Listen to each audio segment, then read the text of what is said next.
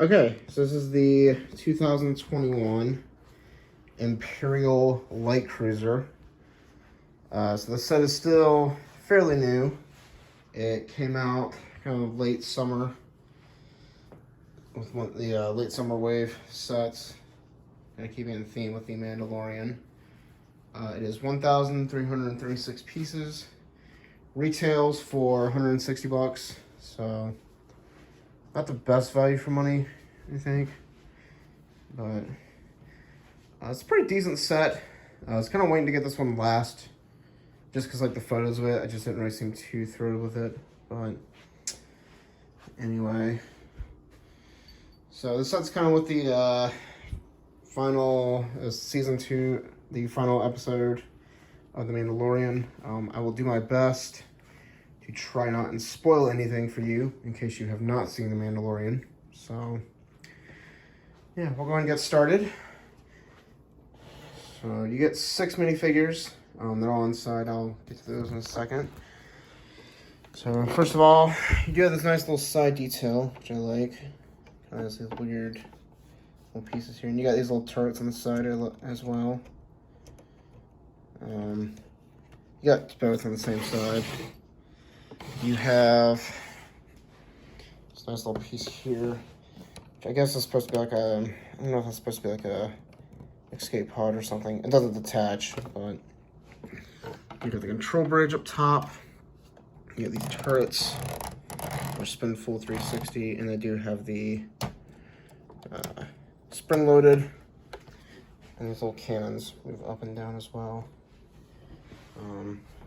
You have little engines in the back too, or the engines, which are nice and bulky. So that's really cool. On the sides, you have a spot for a TIE fighter, which I think is really cool. It's a little TIE fighter. It kind of clicks on the adapter. So, and then you can even launch them out of the front, which I will get to that in a second. But I'm kind of surprised they didn't put the Slave 1 in this set, and the, like a little mini Imperial shuttle. I won't say why, but I wish they would have done that one instead of making both their own separate sets, but, you know, whatever. So, I will go ahead and get the other Star Destroyers. In order for me to do that, I will have to put down the camera, unfortunately. So I will be right back. Okay, sorry about that. This one's kind of a pain to move by itself, so I kind of have to use both hands. But anyway, so here's my Star Destroyer from 2006, which is the first minifigure one, and probably the first, like, real bulky one, too. But it's very fragile is the only downfall with this one. And then this one's easy to move. I have the handle right here, but it's just that one's a pain. So, as you can see, it's almost as long as the Star Destroyers, which, you know, technically this set's supposed to be a little bit smaller because it's a freighter ship or a frigate. So now it holds like troops and small like convoy ships. Nothing as compared to the Star Destroyers, but still pretty cool. So to get inside this one is kind of different from the others. Whereas this one, you have this little latch back here, you just push up, and this whole piece just comes off. I do have reviews of both these sets as well. So you can see it's very dusty. It's been sitting on the top of my shelf, so. And I don't have a way to clean it, unfortunately. So that's how you get into this one. And then you just set this back up.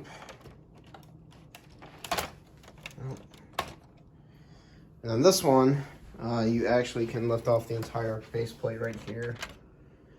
And what I like about this one is this bottom piece folds down, so you don't have to worry about it breaking, whereas that one, you can kind of worry about this whole panel just breaking. So, and then this one, to get into it, you actually just lift up the front, And this whole thing just lifts up. And the only thing I don't like is this hinge is kind of weak. So if you attempt to move it, it just falls down really easy. Even though I said that, it took me a couple tries. Anyway, but you get 6 minifigures with a set. Let's see. I think, yeah, 3 of them are rare to the set. So, starting off, you get Moff Gideon, who is really cool, very rare. He's only been in this set. So, he's kind of the main villain of the Mandalorian. You can see he's got the dark saber. I know there was a lot of complaints because the dark saber is just like a lightsaber hilt with the black blade. I know some people were wanting it to be like a katana, which, yeah, it would have been cooler, but he's even got the dark red cape, but pretty cool minifigure. And then he's got his angry face. Maybe you take his cape and his hair off. He's got his normal face. Normal commands the Imperials. So, pretty cool. And then you get the Mandalorian, obviously. And he has his Beskar spear. Kind of like in the last set he was in. So, what's kind of weird is they actually give you his long rifle. Which is kind of strange because he didn't really use this in the episode. And then you get the child, obviously. I feel like it's everybody's favorite Star Wars character now. So I'm still not really going to say his name. So, and then you get Cara Dune. Which, nothing different from the last one. But it's still kind of nice to see her in a set after the whole Gina Carano firing from Disney+. So I'm still glad she's in the set because there was debates if she was going to be or not. And then you get Phenix Shang, which is the bounty hunter that was in season 1 of Mandalorian and was in the scene. And she's got this nice helmet piece. Really cool. And she does have another face. It's kind of her smirk face and her normal face, but they don't give you her hairpiece, and I'm kind of upset because I think it's pointless they give you a double-sided head when she has this helmet because you cannot see her facial expressions. Like, all you see is her eyes. So, I just think it's kind of weird. They don't give you her hairpiece. And then finally, you get the Dark Trooper, which is really cool minifigure. It's using that kind of shoulder piece that they've used for Wrecker and for the Paz Vizsla. And then he's got this head, which kind of looks like a Zurg from Toy Story. And he has this helmet that's supposed to be his head, which is cool because it's even cut out in the eyes. So it's kind of like the old school clone troopers. So, which is more of a droid than he is a person. But still pretty cool. So there's your 6 minifigures. So inside here is pretty cool. Not much space, to be honest. Because like this is the only area you can actually like get into the set. Whereas these, they pretty much use the entire set you can play in. Like from here to here. You can't get into the control or the bridge. Whereas this one you did. It was a little bit it was kind of tight. You can see you only have room for 2 minifigures, but you know, you're at least able to get into it. Whereas this one, like, there's nowhere you can get inside here. Like, I just feel like it's just wasted space. Like, they could have maybe added like a little prison cell or something for the child. That's just me thinking out loud. But you get some nice little controls here. You get some cargo too. It opens up. got binoculars, which is really cool. And then in this one, you have some thermal detonators. So they only give you one, but that's just an extra piece. So I think that's kind of cool. You got this center table here, and he's got this coffee cup for some reason.